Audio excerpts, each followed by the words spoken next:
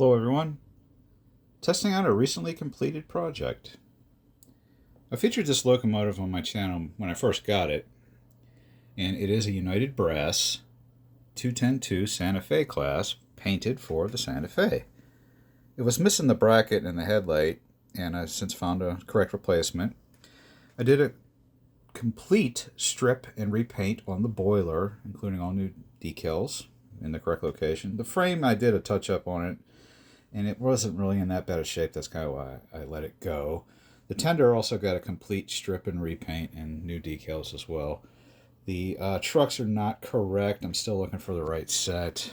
Well, we'll get to that one day, and maybe I'll paint the drivers at that same time. But it doesn't run too bad. It was pretty smooth when I first got it, and since I didn't really touch the frame, it's still pretty smooth.